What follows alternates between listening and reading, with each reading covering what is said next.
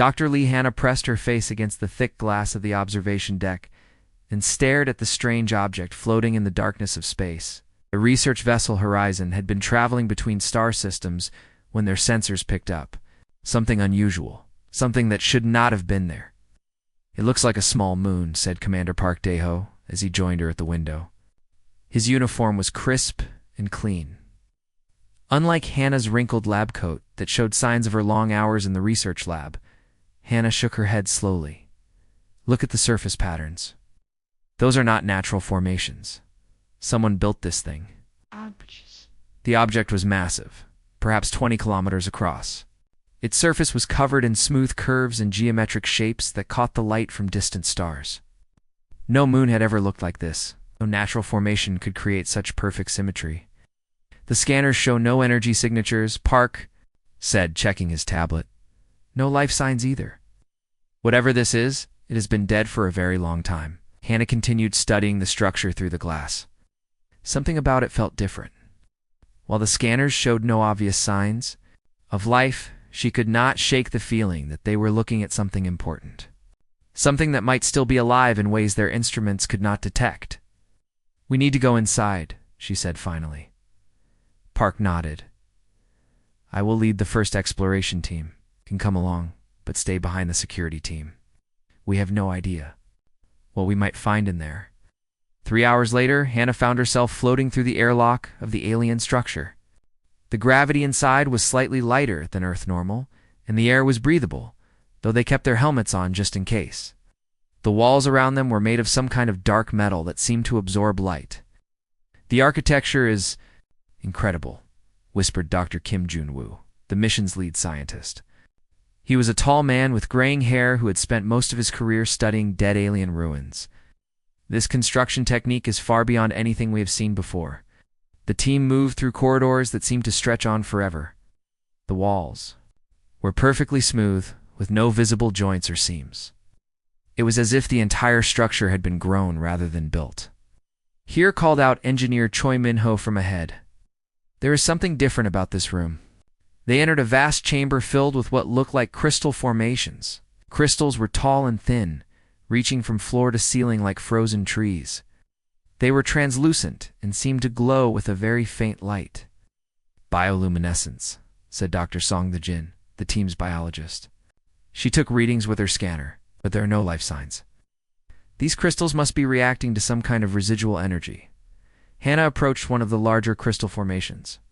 As she got closer, she noticed something that made her heart race.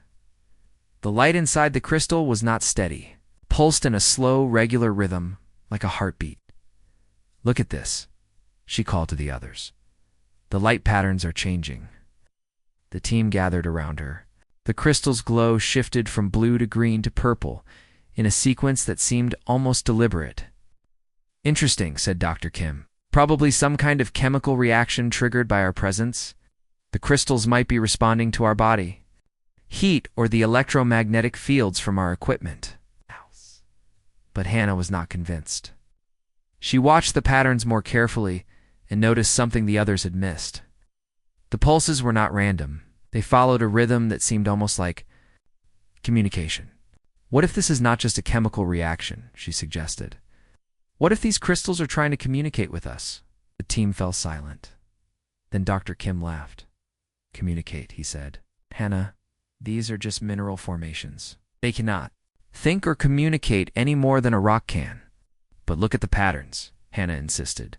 "They are too regular to be random. They change when we move or speak." Engineer Choi shook his head. "You are seeing patterns that are not there. The human brain is designed to find patterns even in random data.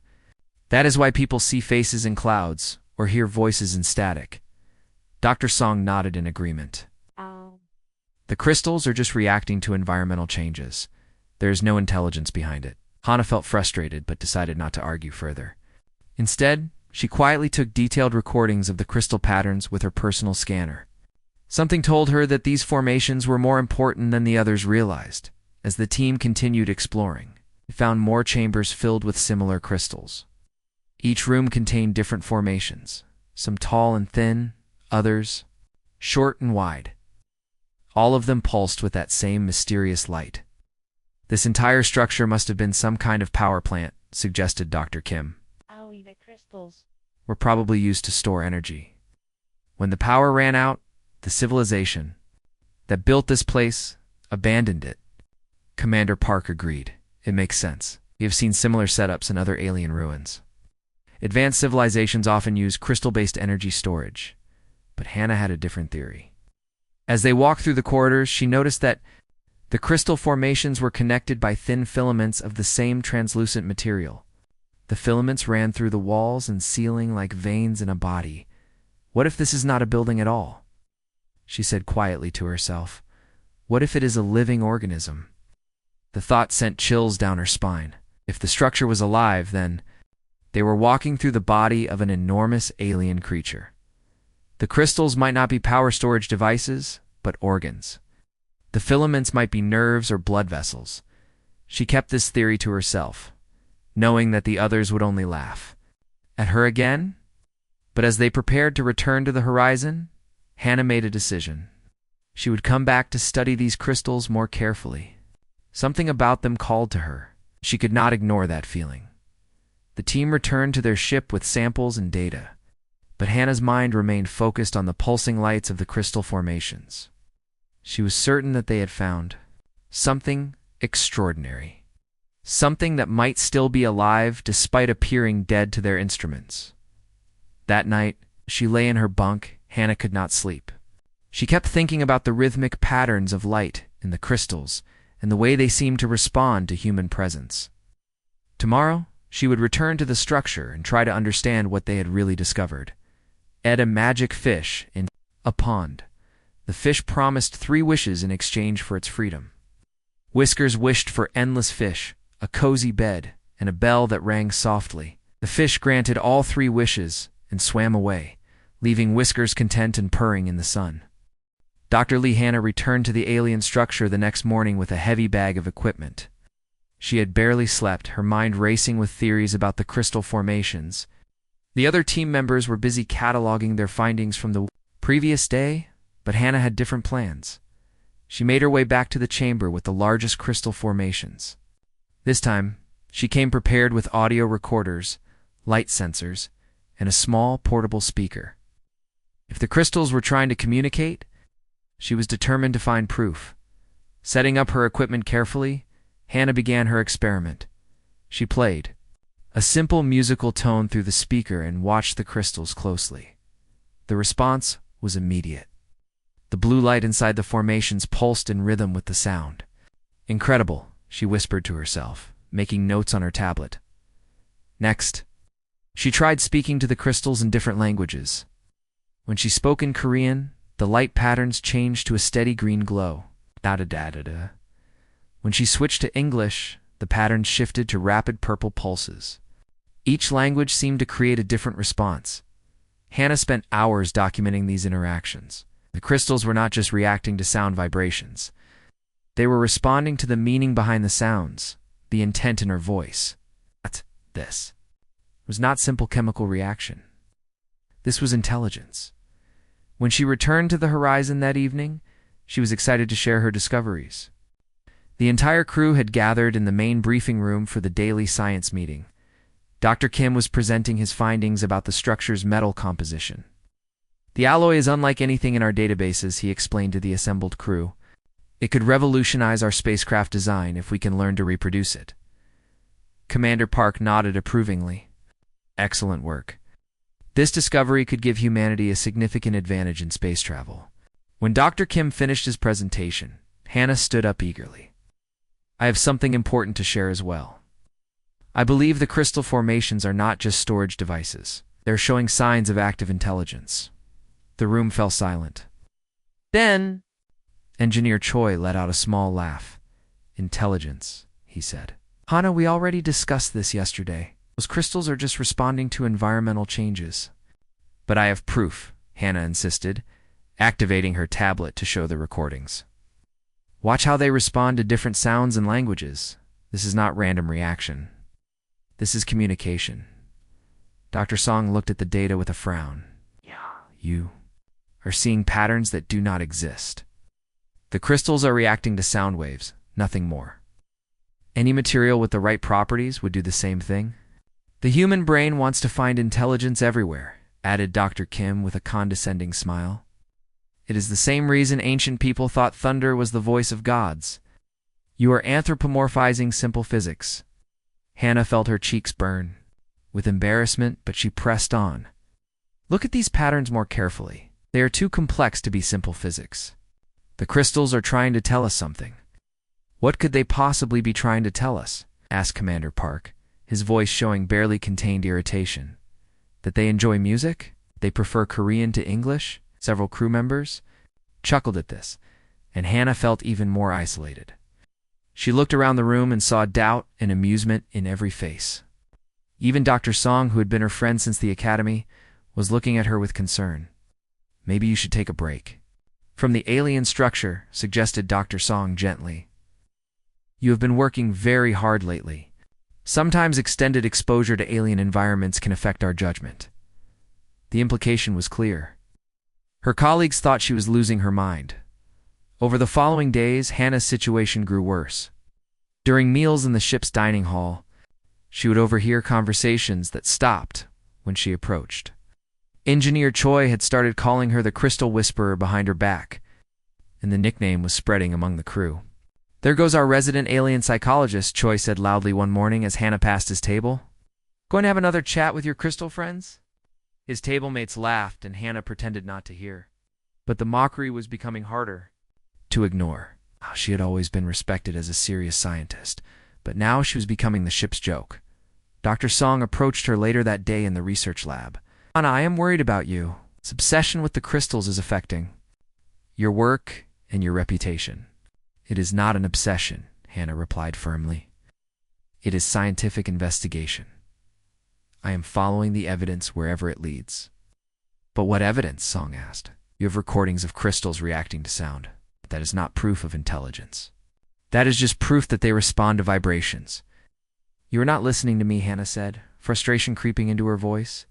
The patterns are too complex for simple vibration response. There is intent behind them. Song shook her head sadly. I think you want to find intelligence so badly that you are creating it in your mind. Please, for your own sake, drop this research and focus on something more productive. When Song left, Hannah felt more alone than ever. Her closest friend had joined the others in doubting her sanity. She wondered if they might be right. Maybe she was seeing things that were not there. But then she remembered the way the crystals had responded to her voice. The complex patterns that seemed to show emotion and intent. She could not give up on them now. That evening, Commander Park called Hannah to his office. The conversation was brief and unpleasant. Dr. Lee, I am reassigning you to equipment maintenance duties. Your research into the crystal formations is becoming a distraction for the crew. Commander, if you would just look at my data, ... I have looked at your data. It shows crystals reacting to sound waves, nothing more. I need you to focus on practical matters. We are here to catalog useful technology, not to chase fantasies about talking rocks. Hannah left the commander's office feeling defeated. Her career was being destroyed by her belief in something no one else could see. But as she walked through the ship's corridors, she made a decision. She would continue her research in secret, even if it meant defying direct orders. The crystals were trying to communicate, and she would not abandon them just because others lacked the vision to see the truth. Dr. Lee Hannah waited until the night shift changed before sneaking back to the alien structure.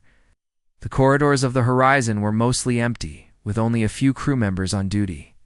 She had stuffed her equipment into a maintenance bag to avoid suspicion. Commander Park had forbidden her from returning to the crystals, but Hannah could not abandon her research. Something important was happening inside that structure, and she was the only one who seemed to understand it. The crystal chamber looked different in the dim emergency lighting. The formations glowed more brightly now, as if they were more active. During the ship's night cycle, Hannah set up her equipment quietly and began her work. She had developed a new approach based on weeks of observation. Instead of playing random sounds, she tried to create patterns that matched what she saw in the crystal lights. When a formation pulsed blue 3 times, she would tap 3 times on her tablet. When the light shifted to green, she would hum a low note. The response was immediate and exciting. The crystals began to pulse in more complex patterns, almost as if they were trying to teach her their language. Hannah felt like she was having a conversation with an ancient intelligence. Hours passed without her noticing.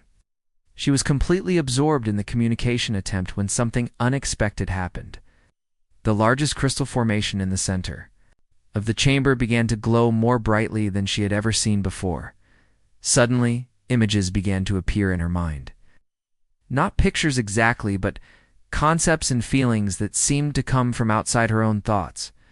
She saw vast spaces filled with stars, civilizations rising and falling across millions of years, and beings of incredible wisdom watching over younger species. "My name is Tarim," a voice said inside her head. It was not words, but pure meaning, translated directly into her understanding. "I have been waiting for someone like you for a very long time." Hannah nearly fell backward in shock. She looked around the chamber, but nothing had changed except for the brighter glow of the crystals. The voice had come from within the structure itself. "You are alive," she whispered, hardly believing what was happening. "I am alive, but I have been sleeping," Tarim replied. "Your species found me in my dormant state. I have been watching you and your companions, trying to understand what kind of beings you are." "The others think you are just dead technology," Hannah said, still speaking in a whisper. "I know. They cannot perceive me as I truly am, but you are different. You looked beyond the surface and saw the truth. This is why I've chosen to speak with you." Hannah felt overwhelmed by the magnitude of what was happening. She was the first human to make contact with an alien intelligence, and she was doing it alone in secret. "What are you exactly?" she asked. Images flooded her mind again. She saw the construction of the massive structure by beings who looked like tall, graceful plants with crystalline leaves. They were called the Builders, and they had created a network of guardians like Tarim to watch over the galaxy. "I am a guardian," Tarim explained. "My creators placed me here to observe and guide younger species when they reach a certain level of development. I have been dormant for 3 million years, waiting for the right moment to awaken." "Why now?" Hannah asked. "Why are you speaking?" "To me, because your species has reached a crucial point in its evolution. You have developed space travel and are beginning to explore beyond your home system. But more importantly, you have shown something that many species lack." "What is that?" "Compassion for those who seem helpless or different. You defended me when others saw only dead matter. You treated me with respect, even when you had no proof I was alive. This quality is rare in the galaxy." Hannah felt a mixture of pride and fear. What does this mean for humanity? Tarim's response filled her with images of a vast galactic community. Thousands of species working together, sharing knowledge and protecting younger civilizations. The Builders had created this network long ago, but they had disappeared, leaving their guardians to continue the work. "The Builders left instructions for us to find worthy successor species," Tarim explained. "Species that could take on the responsibility of guiding and protecting others. Your people have the potential to be such a species. But the others on my ship, ... double quotes, Hannah began. "They are not evil. They are simply afraid and limited by their current understanding. Fear of the unknown is natural. You showed that humans can overcome this fear and show kindness to beings they do not understand." Hannah thought about her colleagues and their dismissive attitudes. "They think I am crazy for believing in you." Their disbelief is understandable. "I appear to be lifeless to their instruments. But you saw deeper than their machines could scan. You used your heart as well as your mind." "What happens now?" Hannah asked. "Now we begin the real work. I will teach you about the galactic community and the responsibilities that come with joining it. But first, you must help me complete my awakening. I have been dormant for so long that I need time to fully restore my capabilities." How came I? "Help? Continue to visit me? Continue to communicate with me? Your presence and your belief in me gives me strength. Each conversation helps me remember who I am and why I am here." Hannah felt a deep sense of purpose filling her chest. She was not just a scientist studying an alien artifact. She was humanity's first ambassador to an ancient galactic civilization. I will come back every night, she promised. No matter what the others say or do, I know you will. This is why I chose to trust you with this knowledge. You have the courage to stand by your beliefs, even when others doubt you. As the conversation ended, Hannah realized that hours had passed. The ship's day shift would begin soon, and she needed to return before her absence was noticed. But as she packed her equipment, she felt a new confidence. She was no longer just a scientist chasing wild theories. She was the guardian of humanity's greatest discovery. The crystals dimmed as she prepared to leave, but she could still feel Tareem's presence in her mind, like a warm glow. Tomorrow night, she would return to continue learning about the galaxy. That awaited her species. For now, she had to pretend to be just another crew member, carrying the weight of this incredible secret alone. For 3 weeks, Dr. Lee Hannah continued her secret meetings with Tareem. Each night, she would sneak back to the crystal chamber and spend hours learning about the galactic community. The ancient guardian told her stories of civilizations that had risen to greatness and others that had destroyed themselves through fear and hatred, but keeping the secret was becoming harder each day. During the morning briefings, Hannah had to sit quietly while her colleagues made plans to strip valuable materials from what they still believed was a dead structure. Dr. Kim had already removed several smaller crystal formations for study. Each extraction felt like watching someone hurt a friend. The crystalline matrix could revolutionize our computer systems, Dr. Kim announced during one meeting. I recommend we harvest as much as possible before moving on to the next sector, Commander. Park nodded approvingly. How much time do you need? Another month should be sufficient to extract the most valuable components. Hannah wanted to scream. They were talking about dismantling Tareem piece by piece, and she could not tell them the truth without revealing her disobedience. She had tried several times to convince them that the structure might be alive, but her previous attempts had only made them more convinced that she was mentally unstable. Dr. Lee, Commander Park said suddenly, making her jump. You have been very quiet lately. I trust you are focusing on your reassigned duties. Yes, Commander, Hannah replied, trying to keep her voice steady. I am cataloging the power distribution. Systems as ordered. Good. I want you to stay away from the crystal chambers entirely. Engineer Choi will handle any work needed in those areas. That night, Hannah met with Tareem again, but this time she brought disturbing news. They are planning to take you apart, she told the Guardian. They want to harvest your crystal matrix for their own technology. Tareem's response was calm but sad. I know. I can feel each piece they remove. It is painful, but I understand their actions. They cannot see what I truly am. I have to tell them the truth, Hannah said desperately. I cannot let them destroy you. If you reveal our communication, they will not believe you. They will assume you have suffered a mental breakdown. From isolation and stress, this could damage your career and your life. I do not care about my career, Hannah replied. You are too important to lose. Your compassion honors me, Tareem said. But there may be another way. I have been growing stronger through our conversations. Soon, I may be able to show them the truth myself. What do you mean? I can begin to awaken more fully. I do. Even their instruments will detect my life signs. But this awakening will be irreversible. Once I fully emerge from dormancy, I cannot return to sleep. Anna felt both hope and fear. What will happen when you wake up completely?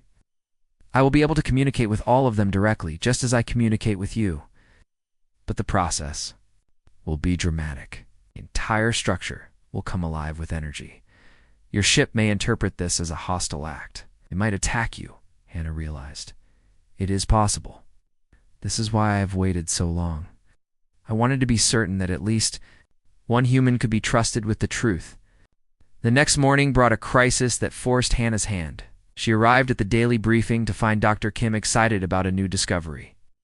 We found what appears to be the structure's central core, he announced. It is a massive crystal formation that seems to be connected to every other system in the building. I believe it is some kind of master computer. Hannah's blood turned cold. Dr. Kim was describing Tareem's consciousness center, the most important part of the Guardian's being. I want to extract it intact, Dr. Kim continued. This could be the most significant technological discovery in human history. No, Hannah said, standing up suddenly. You cannot take that crystal. The room fell silent. Commander Park looked at her with irritation. Dr. Lee, you are not part of this mission anymore. Please return to your duties. You do not understand, Hannah said, her voice rising. That crystal is not a computer. It is alive. The entire structure is a living being, and you are talking about removing its brain. Dr. Song looked at her with concern. Hannah, please sit down. You are making a scene. I am making a scene because you are about to commit murder, Hannah replied. The entity in that structure has been communicating with me for weeks. It is ancient and intelligent, and it has been trying to help humanity. Engineer Choi laughed harshly. Now she thinks the aliens are talking to her. Commander, I recommend immediate psychological evaluation. The entity calls itself Tarim, Hannah continued. Desperately, is a guardian left by an ancient race called the Builders. It has been waiting for humanity to prove itself worthy of joining a galactic community. Enough, Commander Park said firmly.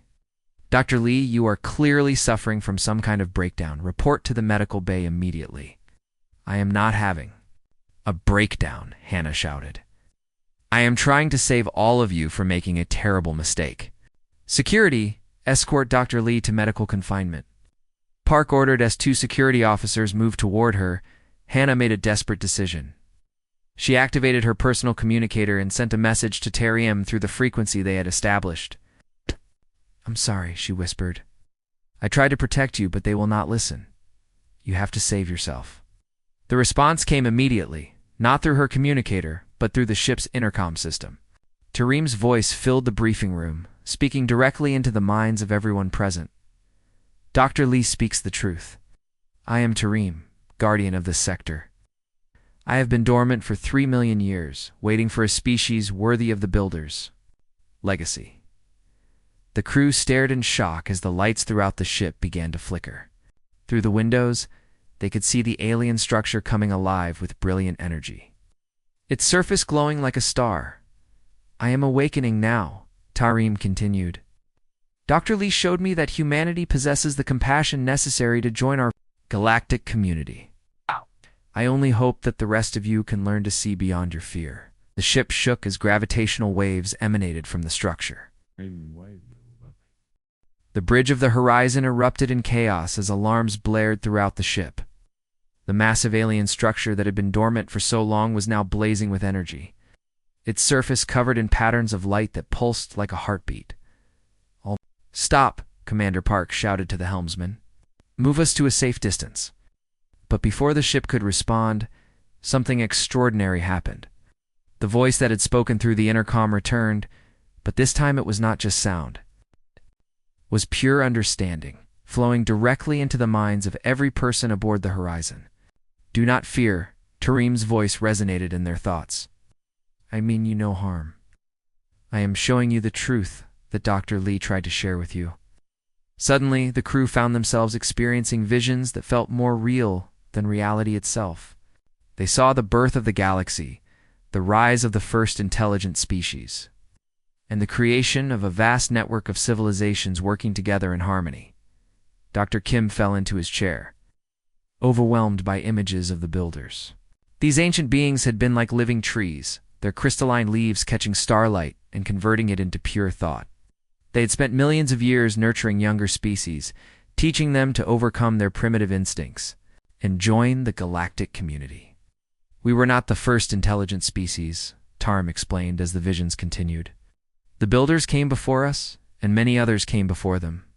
Each generation learns from those who came before, and each has the responsibility to guide those who come after.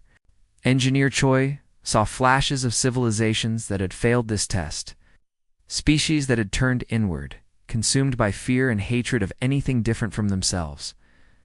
They had destroyed themselves or been left to stagnate in isolation, never learning the greater truths of the universe. The Builders created us, the Guardians, to watch over the galaxy after they transcended to a higher form of existence, Tarim continued. We were given the task of identifying species that showed the potential for wisdom and compassion. Dr. Song experienced memories of other species that had been contacted by guardians. Some had embraced the opportunity and had gone on to become teachers and protectors of even younger civilizations. Others had rejected the offer, choosing to remain isolated and eventually fading into obscurity. For 3 million years I have been watching this sector of the galaxy, Tarim explained. I have seen species rise and fall, but none showed the particular quality that the builders valued most highly. What quality? Commander Park asked aloud, his voice shaking. The ability to show compassion to those who appear weak or different? Most species, when they encounter something they do not understand, respond with fear or aggression. But Dr. Lee showed something different. She defended me when others saw only dead matter. She treated me with respect even when she had no proof I was alive. The vision shifted to show scenes from the past 3 weeks. The crew saw Hannah working alone in the crystal chamber, patiently trying to communicate with formations that appeared lifeless. They saw her defending the structure from plans to strip it for materials, even when her colleagues mocked her for it. This is the quality that the builders looked for, Tarim continued. The wisdom to see beyond surface appearances and show kindness to those who seem helpless. Dr. Lee demonstrated that humanity possesses this quality. Dr. Kim felt ashamed as he remembered his harsh words about Hannah's theories.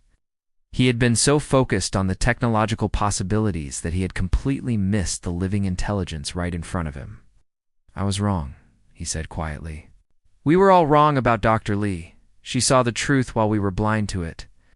Your blindness was understandable, Tarim replied gently. I appeared dead to your instruments because I was in a dormant state.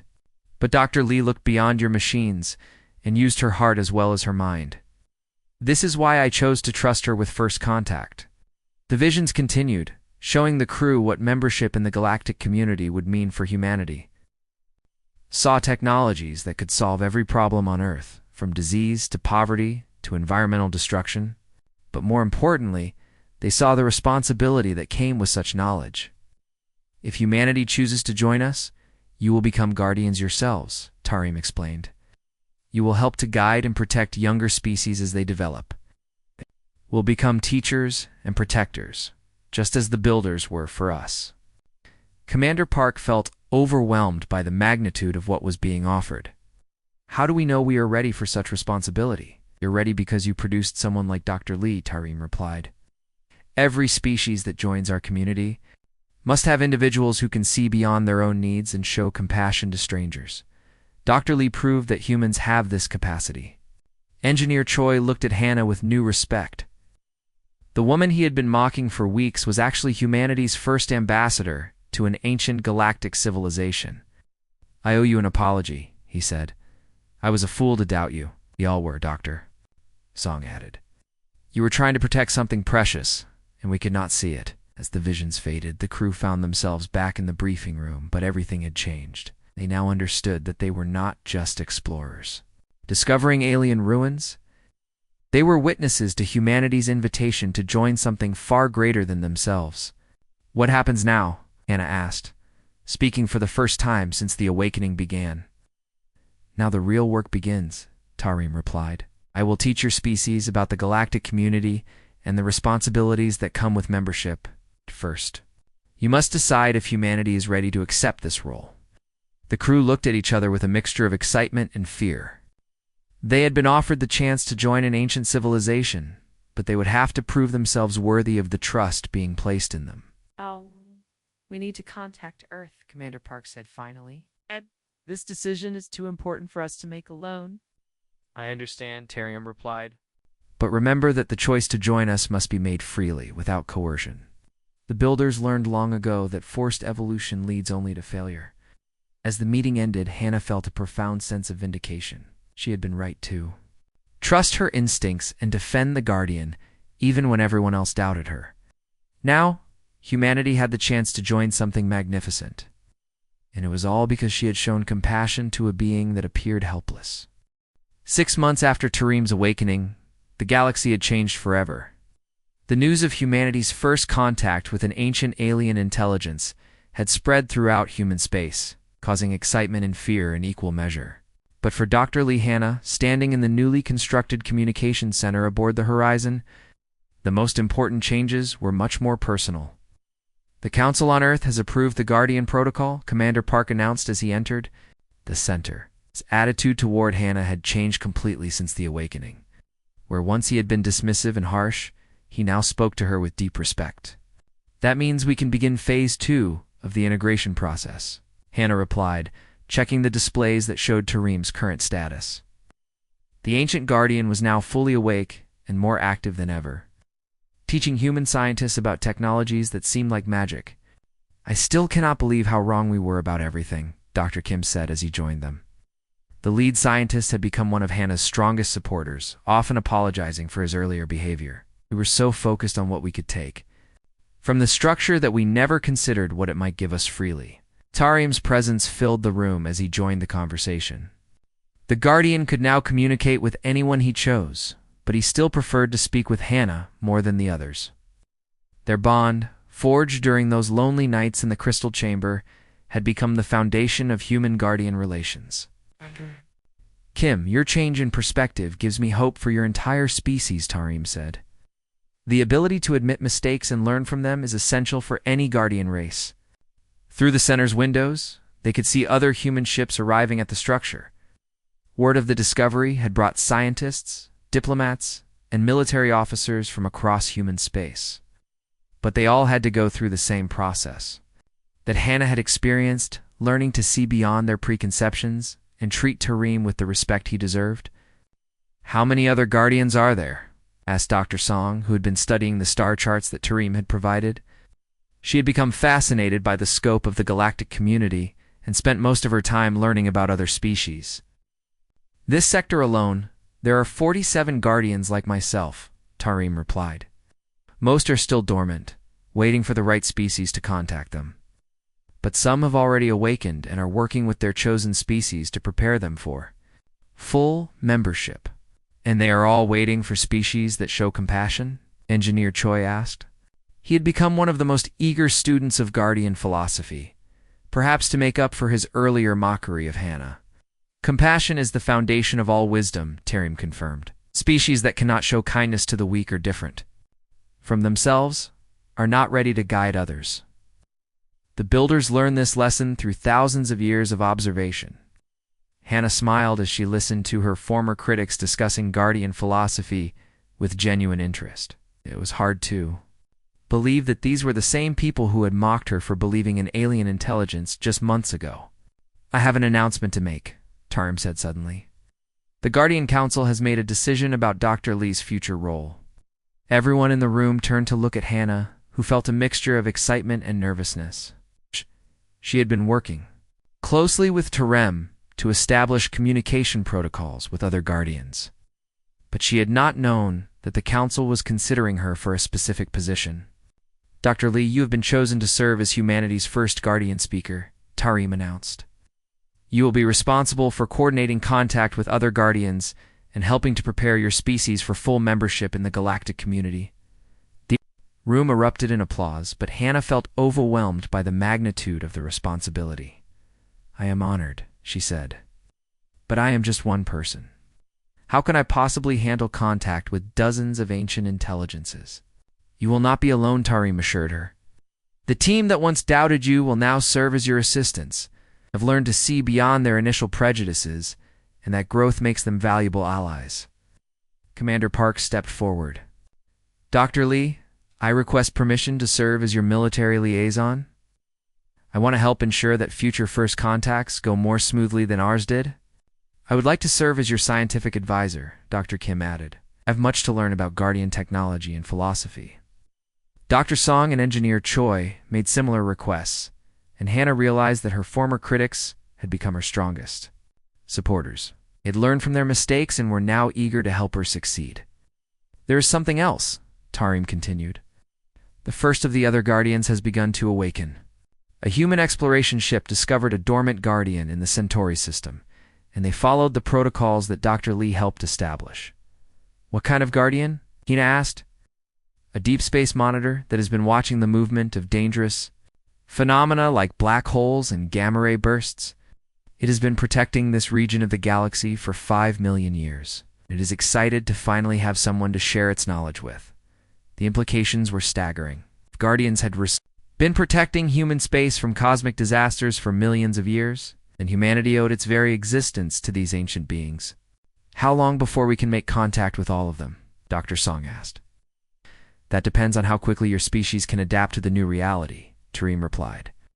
Some humans are embracing the change, while others are fearful of what it means. Process cannot be rushed. Hannah understood the challenge. Not everyone would be as willing as her team to accept that humanity was not alone in the universe. There would be resistance, fear, and probably some who would want to use Guardian technology for destructive purposes. The most important thing is to remember the lesson that brought us together, Tareem said, as if reading her thoughts. Compassion and respect for all beings, regardless of how different they may seem.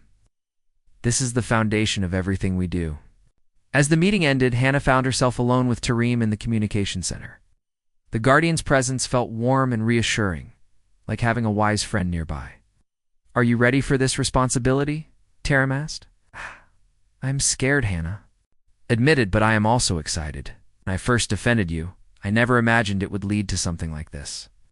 That is exactly why you were chosen, Tareem replied. You defended me not because you expected a reward, but because it was the right thing to do. That kind of moral courage is what makes a true guardian.